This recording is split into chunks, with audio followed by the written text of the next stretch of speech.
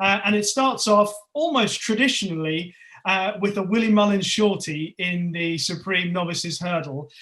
He's won the race 6 times before, and it looks as if he's got a very good chance of winning it again. Barry, how strong is Appreciated's chance? I think he's a very good horse, and he's the best horse in the race, but his form is on soft to heavy ground the last day. And to me, he looks like a horse who will make a lovely stay and chaser in time. And if he was mine, I'd be lining him up in the Ballymore. And for me, he'd be nailed on to win that. So I think he's vulnerable. And possibly Ballyadam, who maybe the prep mightn't be ideal, but the switch to Henry de Bromwell is just a change of yard. You don't know, and it's hard to quantify the effect that's going to have on his performance. It mightn't affect him at all negatively, but I think Ballyadam and Soaring Glory are the 2 horses with pace that could threaten him. The Old Course in Cheltenham, very sharp, very quick. You need a lot of pace to hold your position comfortably down into the straight and quicken again in the straight. So I just have my doubts about Appreciated on good soft ground over 2 mile on the Old Course. So I think I'd be taking him on. He is the best horse in the race, but I think conditions are going to be slightly against him, and Soaring Glory or Ballyadam could be good each way of value. Okay, good alternative there. Neil, what are your thoughts on it? Well, yeah, I mean, I think Barry's right. We've still got 5 or 6 days to go, and it has been raining there a bit today, but I can't see that they're going to have colossal amounts of rain such that the going's going to be anything softer than good to soft. And I think that is going to be the problem for Appreciated. The Supreme is funny, isn't it? Because that and the race on the Wednesday, people tend to think that on the Wednesday you need to have a horse that stays a bit, whereas actually a kind of speed horse that can do well in that. Whereas the Supreme, they go at such a pace. I think it's an advantage to be able to stay well, but I kind of feel like on this slightly faster ground, you've got to be against Appreciated. But I have listened to a few Cheltenham previews, and lots of people saying, oh yeah, I want to be against Appreciated. And then the contenders keep dropping out. And, I remember in Ireland, the horse was suddenly 1-3. I think it had been 4-6 in the morning. And suddenly it was 1-3, and people seemed to think it was a certainty. And obviously it was running against quite a lot of horses from its own stable, and possibly at the time there was a couple of Gordon Elliott horses in the race, and that stable had been a little bit out of form at that time. But Soaring Glory, I think the owner or the trainer came out and said possibly that the owner doesn't really want to run at Cheltenham. So I don't know. I wouldn't really be rushing to lay Appreciated, because I feel like probably it's going to shorten up a fair bit, but I don't really want to be with it. I do quite like the shout of Ballyadam each way, though. I think that's quite solid. I think that will like the drying ground. We don't really know about the having to switch stables, what effect that will have, but I'm going to just hope that doesn't have a bad effect. I think that will be my bet, probably. I don't know, maybe a slightly bigger price. Yeah, there's a few in there, isn't there? I could possibly make an argument for where is it? I've lost it for a second. Sorry. Give us a clue. Irascible. That was the one. Irascible each way. I think that one's definitely going to go for the Supreme, as far as I know. And I thought that might be a possible alternative at a bigger price. But I think my main bet will be Ballyadam each way. Yeah, I think I see what Barry's saying about Appreciate It and the ground, and I get it, because obviously he's been so impressive with a lot of cut in the ground. But the way I always see Cheltenham is that if you're going to get cut in the ground, the ground's going to be easiest for the very first race on the first day. That's how I generally see the Cheltenham Festival panning out. That's why I like Appreciate It, and I think he's been such a standout performer so far, and he looks, I agree as well, I think he is a chaser in the making, but I also think he looks like he'll be a hard horse to pass. Just a brief word on the market, Carl, because obviously it's the opening race of the day. Everyone wants to get off on the front foot. Neil's talked about what price this horse might go off. What do you reckon with Appreciated's SP on the day? Well, I was a bit worried when Neil and Barry wanted to be against it. It might go off a bit bigger. We want to lay the favourite always in the Supreme Novices and get off to a good start at Cheltenham. So I was fearing it was going to go off. But I think Neil's right, and one or two will drop out here. And just the way the market always goes at Cheltenham, the Mullins good thing does get hammered, doesn't it? And I could see this going off even money. Okay. Well, the one other thing I think is with Metier, the current second favourite. Yeah. That's another horse that really wants soft ground, and also from a stable that's not really been having a brilliant season. I could see that being a drifter as well. I think the favourite will be short enough, closer to evens than it is now. Yeah, I agree. Well, let's move on. So we've got a couple. Well, I certainly appreciate, but a couple of alternatives against him. Ballyadam being one of them for the panel. Carl, just a brief word talking about shorties on the next race that we'll talk about, the Arkle, because Shishkin has been a shorty for this race for a very long time. However, there are a couple of decent alternatives to him if you're looking for horses to take him on. So what does the market say there? Well, obviously Shishkin's 10 to 11, but there are horses to take him on with. And we've actually been laying All Mankind from all sorts of prices down from 33s this season. And actually the owner sent me a video of his final piece of work today, and it's quite scary actually, from our point of view. But there's plenty of horses to take him on with. But Shishkin, though, is a fairly solid 10 to 11 shot, and I cannot see that drifting any further. I think last year he was a drifter, wasn't he, in the Supreme Novices, but ever since that day, he's barely put a foot wrong. Barry, you know that boring old question that we often say to jockeys, just retired jockeys, said, oh, would you love to come back and ride a horse? Surely, given the old Sprinter Sacre history and what Nicky said about this horse, this is the sort of horse that if you do have a wistful moment, he might be the one that you'd miss.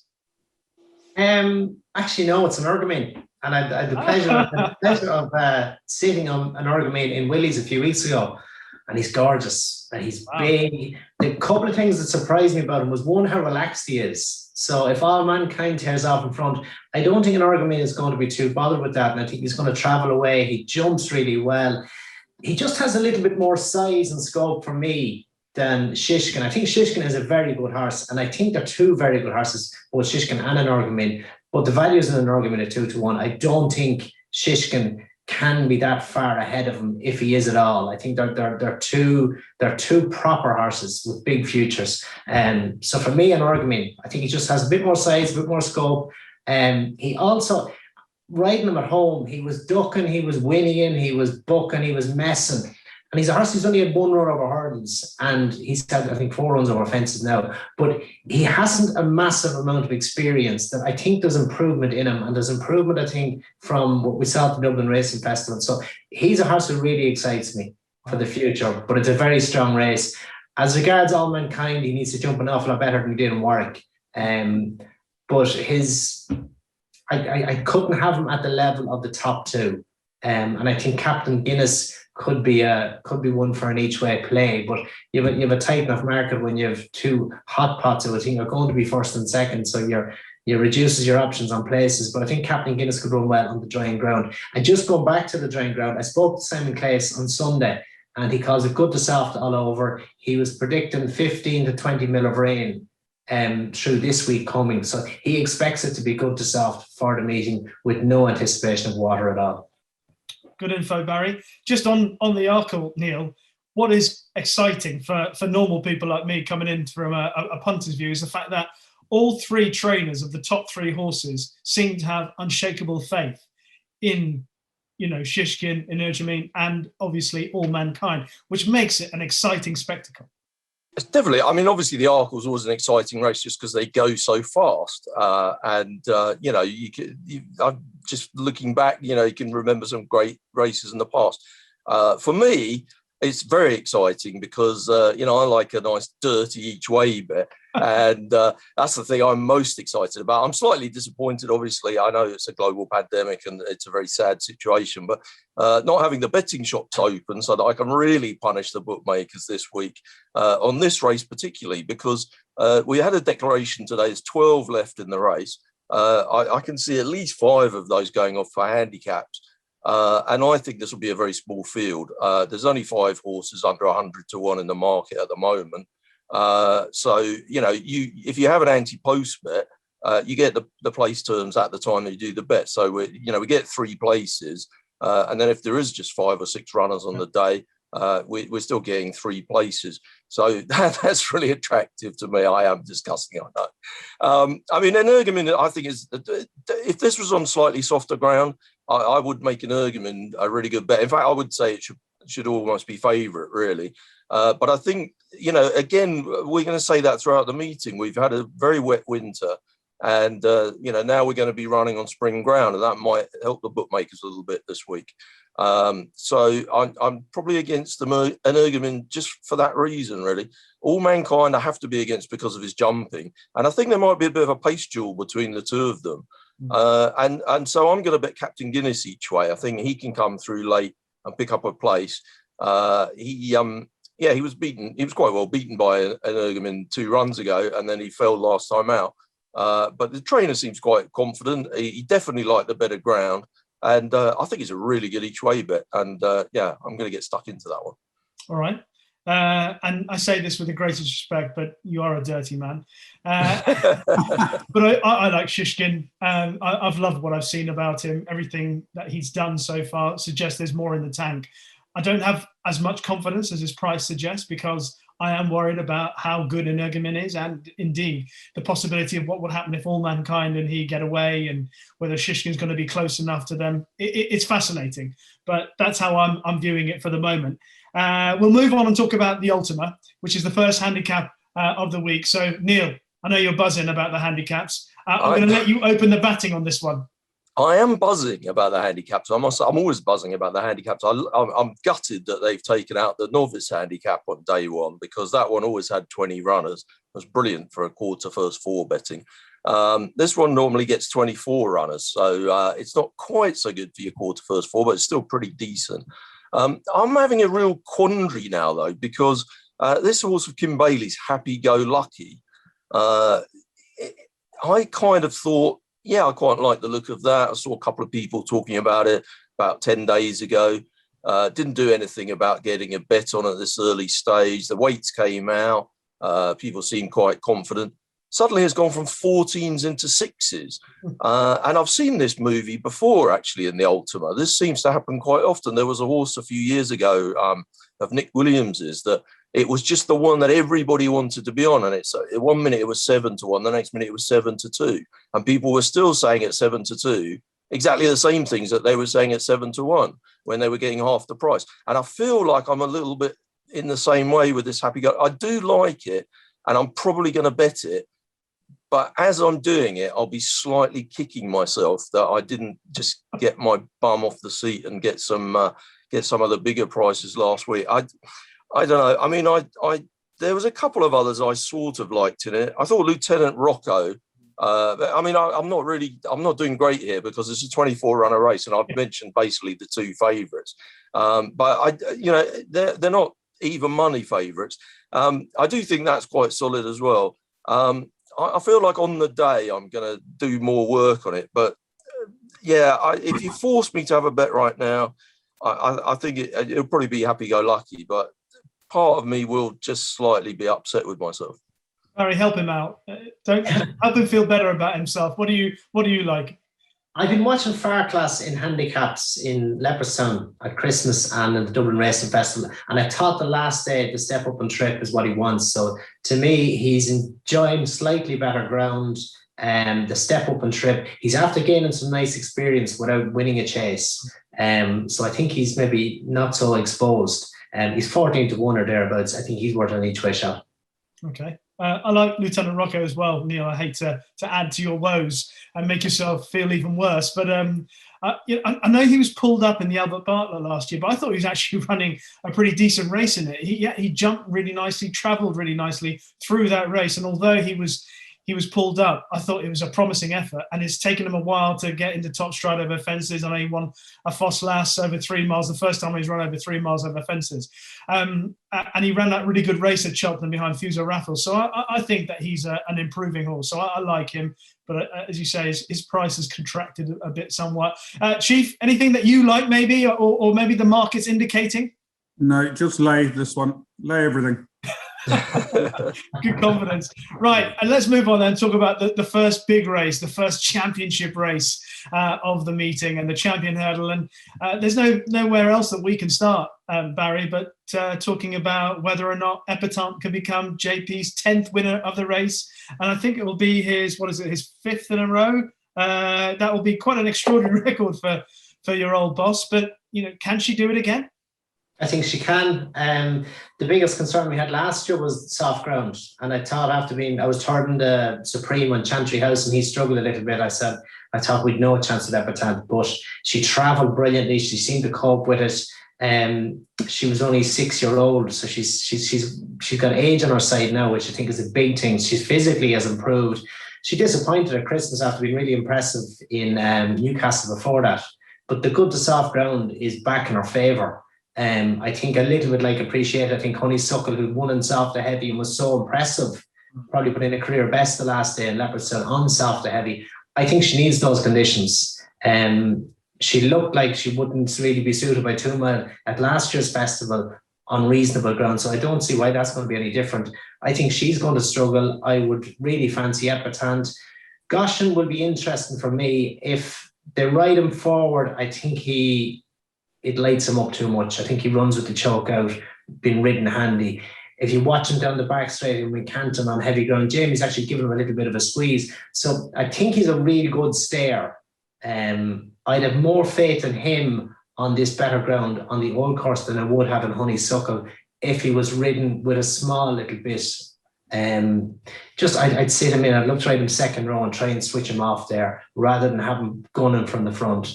It's a very competitive race. It's a strong race. I thought Sharjah, who ran really well last year on soft ground, is better for better ground. He showed that in Leopardstown for the last 3 years when he won the Christmas hurdle. I thought he was E2 value because I think he's actually improved over the last couple of seasons. Second last year on soft ground, which wouldn't have suited him. Better ground's a help for him. So I'd go with last year's form. I think Epatante would be the one to beat and Sharjah could be value each way. Okay, Epatante, no surprise, and Sharjah the value each way. Neil, what about you? Well, I actually know Kenny Alexander from years ago. I used to play poker with him many years ago. One day I asked him what he did for a living and he said, I'm sort of in your game. And he was kind of running Ladbrokes and Corals at the time. So I'll be delighted for him if he wins. But I do think that Honeysuckle won't want to see the ground drying up. And I think that's a big disadvantage for Honeysuckle. So I can't really back it. I'm sorry about that, Kenny, but I'll be very happy for him if it wins, if she wins. But and Epatante, I don't know. I just kind of threw in that slightly dodgy run. It's kind of put me off. And Goshen, I've never really kind of caught the Goshen fever. I was against Goshen in the Triumph last year, and I don't know. I sort of feel like that one's a bit softer. So I would say I'm going to look further down the list, but it's not really an each-way race. At the standard place terms of a fifth first three, or even at a quarter first three, it's actually quite disadvantaged for punters with this number of runners. It's quite a competitive race. So I'll probably throw a few wind darts. I've always liked Silver Streak, and I know obviously I can't really grab the form of Epatante and then go on about Silver Streak. But I think Silver Streak is better on better ground and can improve a little bit for better ground. So I quite like that. But I think the most solid one I like is Abracadabras. And that one really likes the drying ground, I think. So I think that would be my main bet in the race, Abracadabras. If it did come up really soft, I could make a case for Jason the Militant at a big price, but I don't think that will be suited by the drying ground. So I'd imagine it won't really rain that much. I'm thinking of chucking a couple of each way shots at it as well, and I'm thinking the Mullins pair, maybe Sharjah and Saldier, two horses who they're both obviously very talented, and the way Willie Mullins' horses come to life at the Cheltenham Festival, bettering anything they do through the season, is a tried and trusted method for him. And I like the each way play on Sharjah, and I think the ground definitely will be a huge positive, as Barry's already said. So that might be how I play it. Chief, what's the market telling us about the champion hurdle? Is it Honeysuckle, Epatante, Goshen? Well, Honeysuckle we've got at 9-4. That's biggest price out there. Epatante 3-1. We're probably a bit shorter than most people. There's some 7,200 to 30 out there. We are 4-1 on Goshen, which is biggest price. Strangely, I reckon Neil's had his satchel men coming to our website today, because Abracadabras has been backed. And which was the other one you mentioned? Not Silver Streak, actually. Silver Streak, I think it will definitely Jason like the this Militant, drying ground. yes. Jason Militant, we are 28s into 20s today. So, but personally, for this race, I would go with Festival Form. And I'm very loyal to horses I've backed before, so I'm sticking with Barry's winner last year. Not just for the breeches either. Well, he's got loads of those up his breeches. Right, we're going to move on and talk about the Mayor's Hurdle. Concertista has been touted as a big shot for Willie Mullins. I quite like Roxana, assuming she gets the go-ahead for the race. What do you reckon here, Neil? Well, he's said, hasn't he, Dan Skelton, that if the going is a bit drier, Roxana will have to go in the stayers. Although I think he seems to. I mean, obviously, the stayers is a much more wide open race, and Roxana is a much shorter price to win the mares. So presumably, you just want to run in the one that you're going to win, where you've got where you're the shortest price. But I think I love Roxana. I've been a big fan of Roxana the whole time, but I kind of feel like Roxana needs a bit further now. So I'm sort of slightly put off by Roxana, and also, the chance that Roxana might not run in this race, which makes me look a bit further down the list. The one I really like each way is Black Tears. I don't know whether Black Tears is a horse that always wants to win every race she's in, but she has won some races. And where's her career record? I've got it here somewhere. She's had 16 runs, 3 wins, 5 seconds, and 4 thirds. So 12 times out of 16 she's been in the frame, and she's a double-figure price in a race where there aren't too many that can win it, I think. And, the favourite being so short gives the race a really good each-way shape for discerning each-way burglars. All right. Black Tears. Interesting. Barry, what about you? I think Concertista will be very hard to beat. She's improved since last season. Roxana is our biggest danger on the book, but I think I'd agree with Neil that she's doing better over 3 miles, and I think she'd have a better shout in the stairs. I think she's going to struggle coming back and trip. Dame the Company, who I won the card on last year, she went up £8 for that to 148. She unseated last time when nearly brought down in Sandown, so you can draw a line through that. But she's a lot of experience over hurdles. She's been running over fences, but she had schooled over fences at the start of last season, so I don't think there's any real issue with switching back to hurdles. She's very quick and very slick, has course form, experience. I think she's an each way alternative, but I'd be very sweet in the favourite. Okay. A quick word from you, Chief. Anything here? Not really. Very solid favourite, and we'll probably go off shorter. 11 to 10 at the moment. All right. Penultimate race on the opening day is the Fred Winter or the Boodles. I think Willie Mullins has a fancied horse. So does Paul Nicholls, who who's only run once at Chepstow, but seems to have a big reputation. Thoughts on this one, Neil? Well, this is it's a bit similar actually to where we were talking about the Ultima, in that everyone's been going on about this Paul Nicholls horse, Who Gree. Well, pretty much since it ran at Chepstow, and where I think it was 200 grand purchase. This horse, it's a very classy looking individual. I was listening to Paul Nicholls on something he was doing. I listened to it this morning, and he said he took a bunch of horses to Wincanton the other day to work, and the jockey hopped off of it. And I don't think Paul Nicholls was supposed to use the F word in this thing I was listening to, but he referred to what the jockey had said about the work that it put in the other day. And I got from that they were pretty impressed. But again, it's this horse was 16 to 1 a week ago, which is kind of weird because Nicholls has got a really good record in the Boodles, or the Fred Winter as was. And he's this was always going to be going for this race. I'm slightly surprised that it was ever chalked up at 16s. But do I want to back it now at sort of 6 to 1? I don't think so, really. Another one that is quite interesting, though, and this is a stable who, perhaps haven't been having a brilliant time this season, but maybe their horses are coming into form now, is Joseph O'Brien. And I do quite like his Bustleton here. It wouldn't be a huge price. I mean, it's about 7-1, so it's not much bigger than the Hooghri. But you know, I do think this is potentially very well handicapped.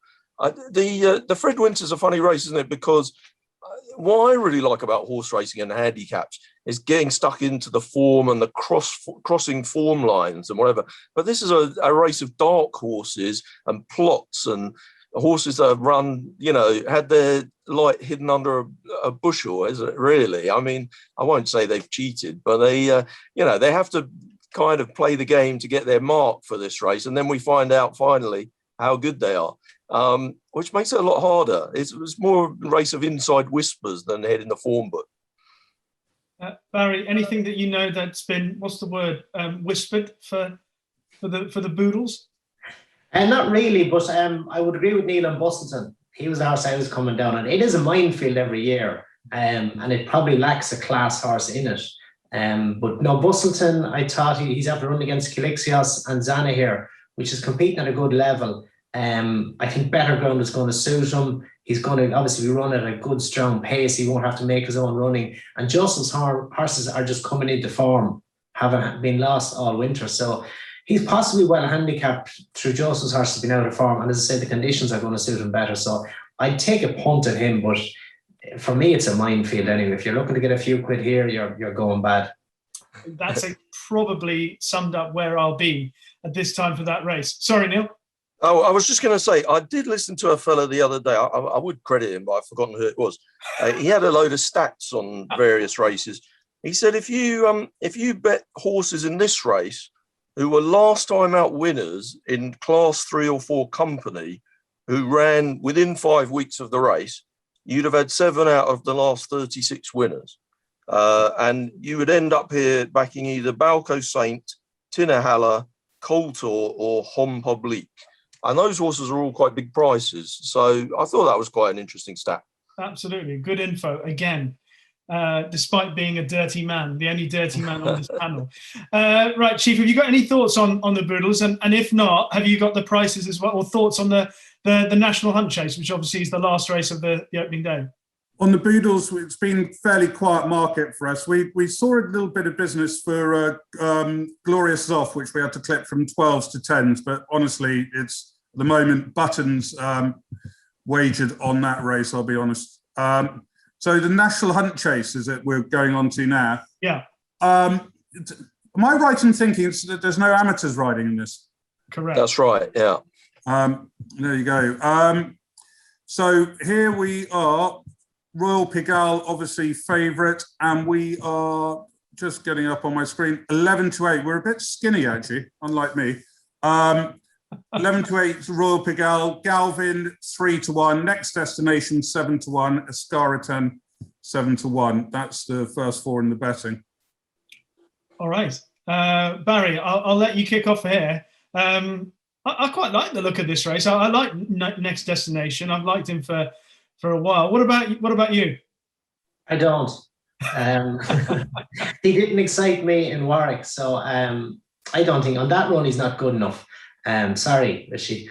No, fair enough. I didn't think Warwick suited him personally, but yeah. Cheltenham mightn't suit him either. Royal Pigalle was very impressive in Haydock, but it was atrocious ground.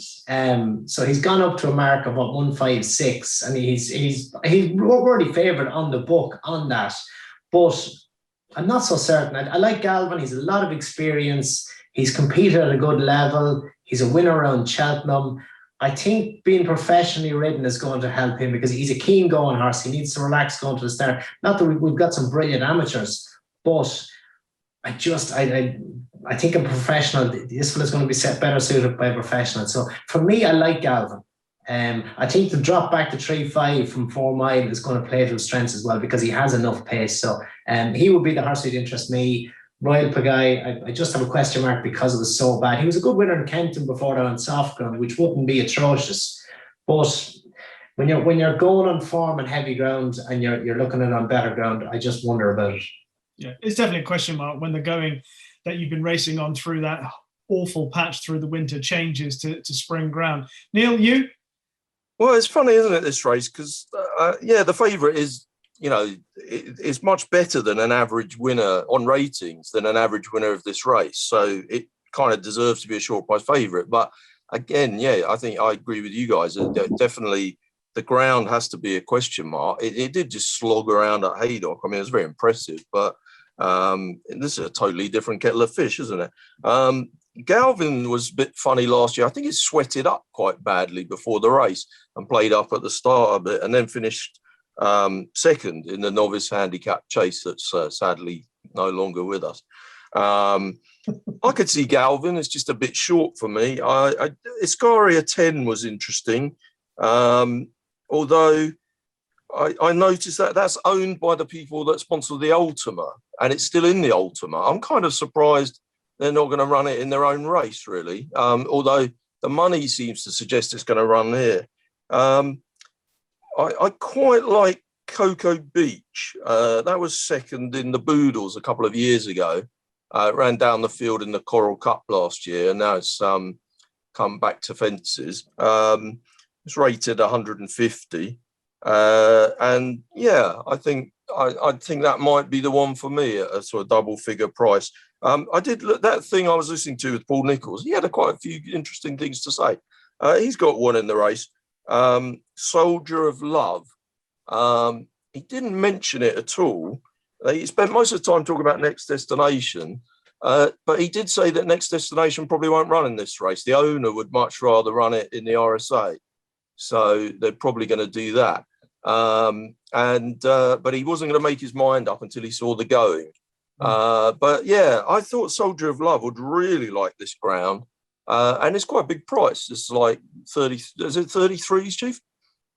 It is, yes. All right. Okay. Not for much longer. Well, this 40. won't go out for another day or two, so hopefully. All right, that's a look at the opening day.